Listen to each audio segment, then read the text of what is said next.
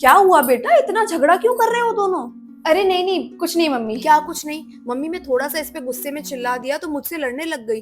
तो मैं इसे बता रहा था कि मेरी मम्मी तुम्हारे जितनी सेल्फिश नहीं थी, वो चुपचाप हंसते हंसते सब सह लेती थी। तो इसका मतलब जो तेरी माँ ने सहन किया, तू चाहता है कि तेरे बच्चों की माँ भी वही सहन करे।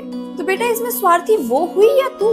अरे मम्मी मैं आपकी तारीफ कर रहा था कि नई पीढ़ी की लड़कियां आपके जितनी भोली और सहनशील नहीं बन सकती, इसलिए रिश्ते नहीं निभा पाती। तेरी बात सुनकर तो बेटा मुझे लग रहा है कि ये बड़ी खुशी की बात है कि हमारी पीढ़ी ये सहनशील और भोली माओ की आखिरी पीढ़ी बनेगी। क्योंकि इसका मतलब तो बेटा ये हुआ ना कि आने वाली पीढ़ी पहली पीढ़ी बनेगी आत्मविश्वासी और खुश माओ की।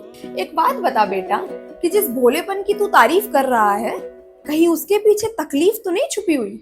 जब रिश्तेदारों और दोस्तों के सामने रूप रंग, कम पढ़ा लिखा होने या फिर पैसा ना कमा के लाने के बारे में मजाक उड़ाया गया, तो इन भोली माओ ने कोई जवाब नहीं दिया। चीख चिल्लाहट या फिर कहीं कहीं पर तो मारपीट के बाद भी अपने बच्चों के चक्कर में इन सहनशील माओ ने घर नहीं छोड़ा, रिश्ता निभा लिया। पर तू ये सोच कि क्या इस भोलेपन की जरूरत पड़नी चाहिए थी? तूने अक्सर सुना होगा कि जो बेटे होते हैं वो अपनी माँ जैसी पत्नी चाहते हैं, क्योंकि उन्होंने देखा होता है कि कैसे उनकी माँ चुपचाप पूरी जिंदगी सब कुछ भूलकर परिवार की सेवा में जुटी रही। पर वहीं पर जो बेटियां होती है ना बेटा, वो अपनी माँ जैसी पत्नी बनना नहीं चाहती, क्योंकि उन्होंने भी देखा होता है कि कैसे उनकी माँ अपना सब कुछ भूलकर केवल और केवल परिवार की सेवा में जुटी रही।